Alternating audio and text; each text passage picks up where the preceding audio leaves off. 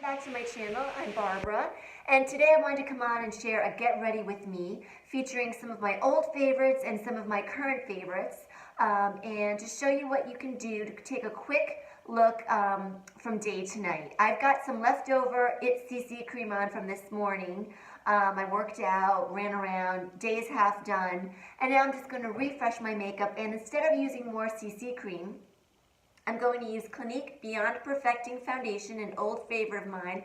This is in the shade Ivory, and I'm going to use one of my Real Technique brushes. I forgot what this one is called, but it's really wonderful for just adding foundation just in spots or very lightly. So in this case, I've already applied my CC cream hours ago using a dampened beauty sponge, which I love. That's my #1 favorite way and favorite method and favorite product to use for foundation.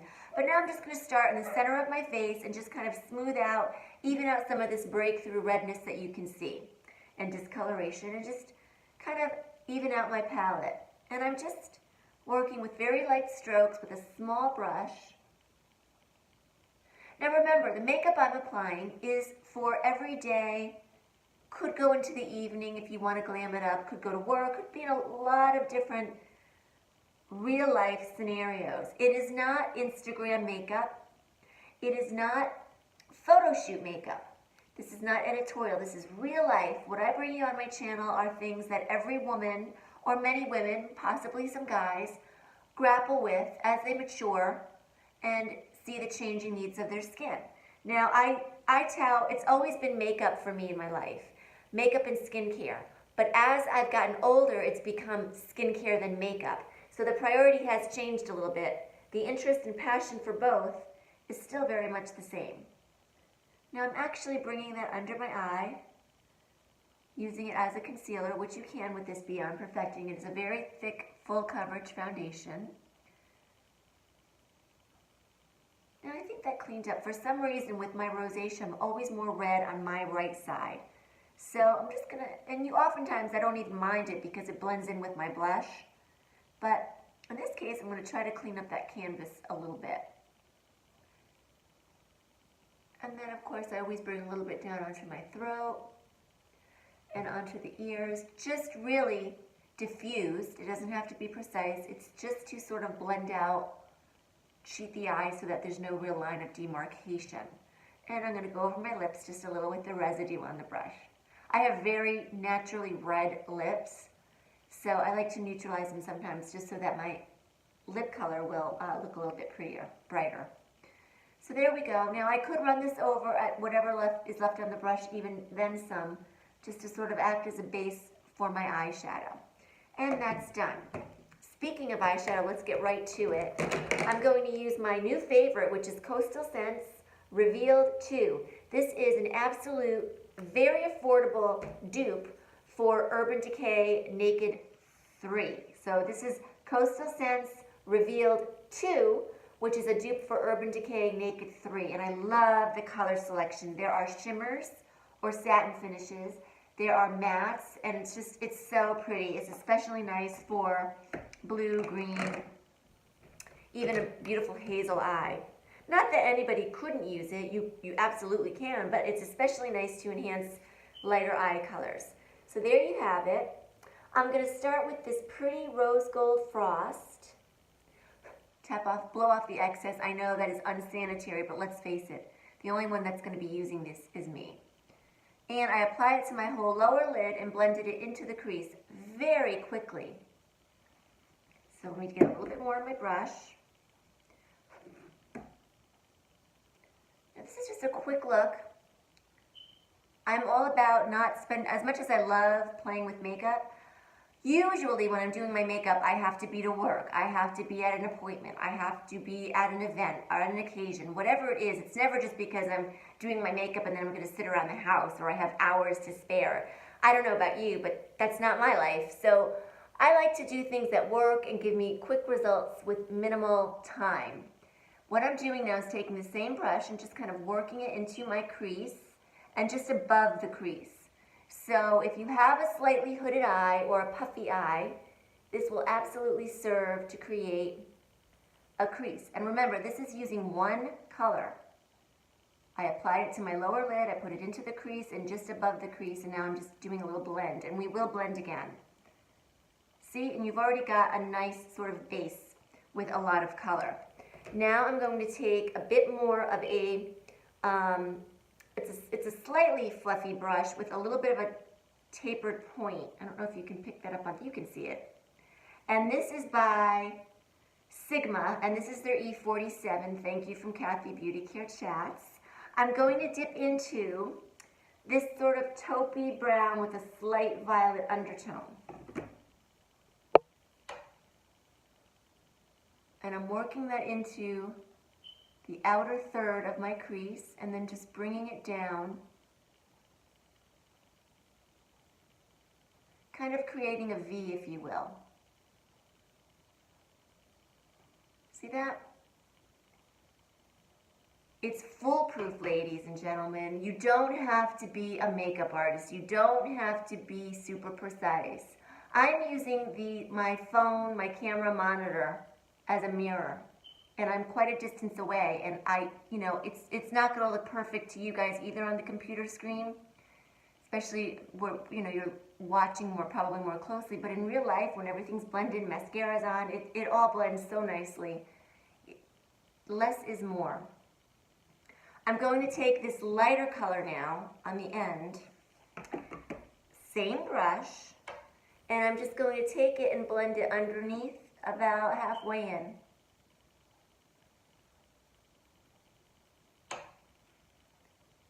So there's no harsh lines where one color stops and another color begins. And if you notice, the color of my eyes has really been brightened, which I kind of like. I think that's fun. All right, now I'm going to take a cleaner, not clean, but a cleaner Real Techniques brush and just do a quick blending. It's a big fluffy brush.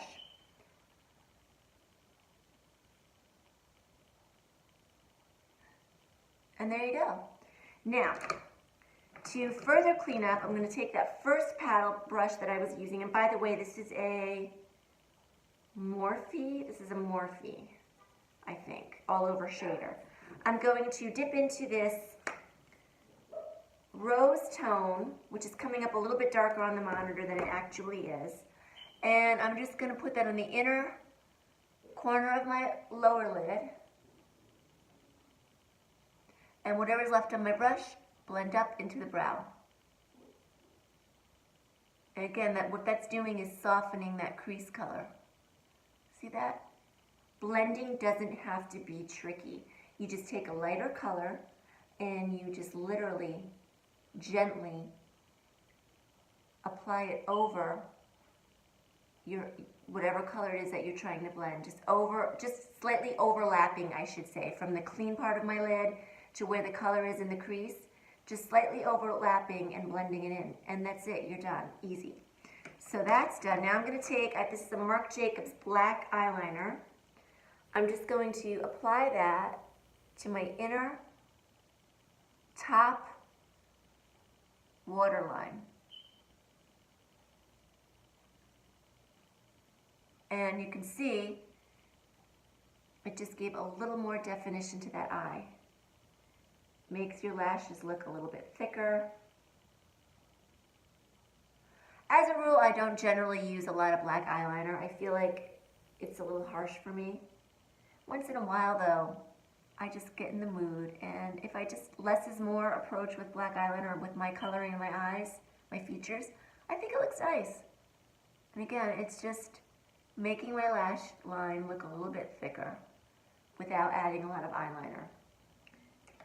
All right, now did I bring mascara down? I sure did. I've already curled my lashes, and I'm going to use some Estee Lauder Sumptuous Knockout. I love this mascara.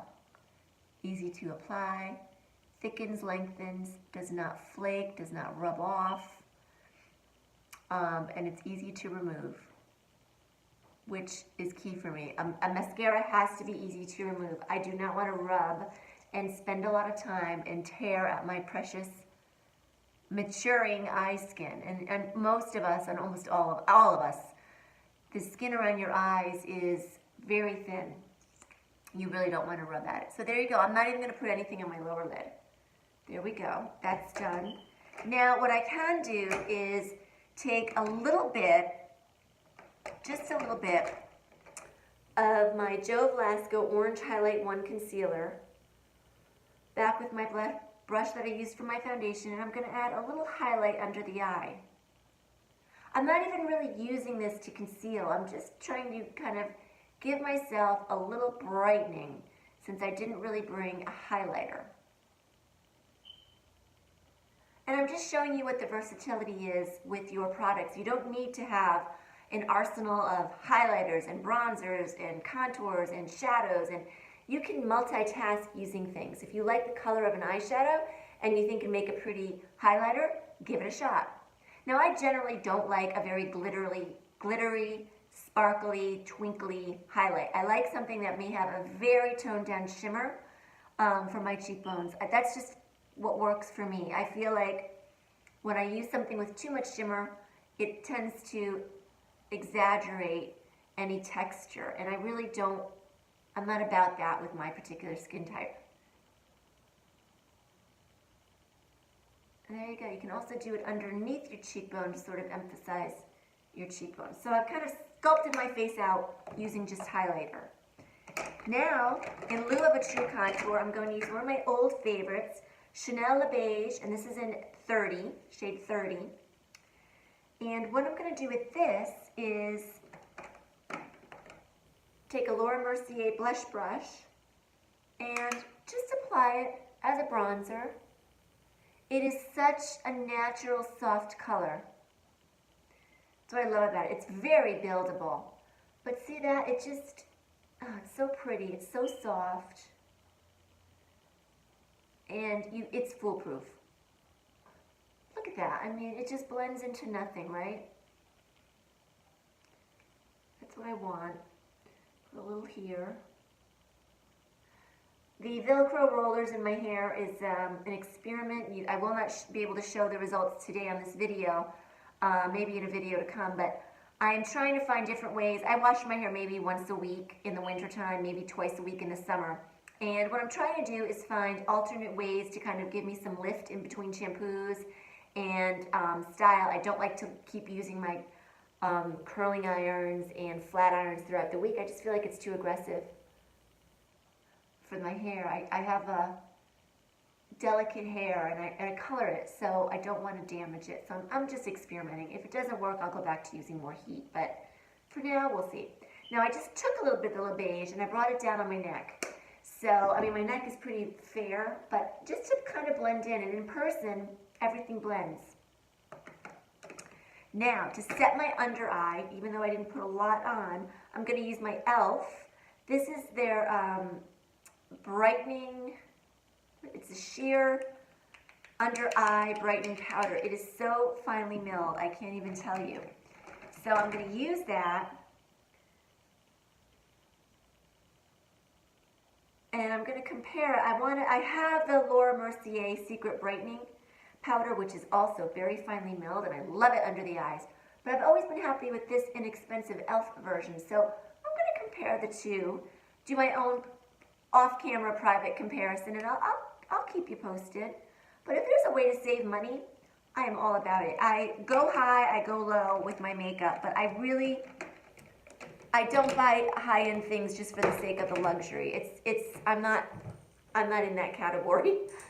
This is a dupe for Charlotte Tilbury Iconic Nude Lip Liner. This is by Pixie Woo, and by Pixie by Petra, and this is the shade Soft Nude, and it is an almost perfect dupe for Iconic Nude. And it was like $12 on Amazon.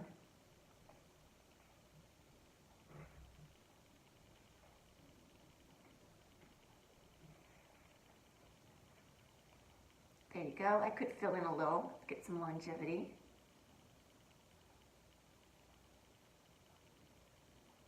Now you see with my eyes, I chose a very light kind of tonal color palette, the 3 shadows I used, well, the 4, and they're very, very close in level of darkness. There wasn't any super high light and then really dark shade. If you want a more dramatic result, you can achieve that by using darker shades. I didn't want that for today's look. I thought this was very pretty. And plus I do have the black eyeliner underneath and I just didn't want to overdo it. That was my choice. I love a full glam look as well. And I can show you that in future videos. But for now, I just wanted to show you what a nice eye feature enhancing, eye color enhancing, brightening effect would be. Now I'm going to apply one of my oldies and goodies, Chanel, this is number 11, their gloss. I don't remember the name of it, I can't see it. It's like a warm pink with gold reflects in it. And I just think it's so pretty, so brightening. It's even nice on a dark, over a dark color, or if you just fill your lip in with something really dark, like a dark red, and just put it in the center, beautiful. See that?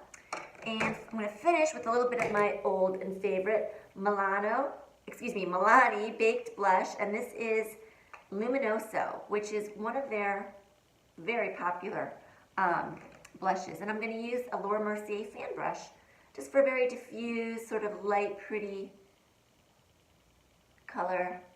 There you go. Isn't that nice?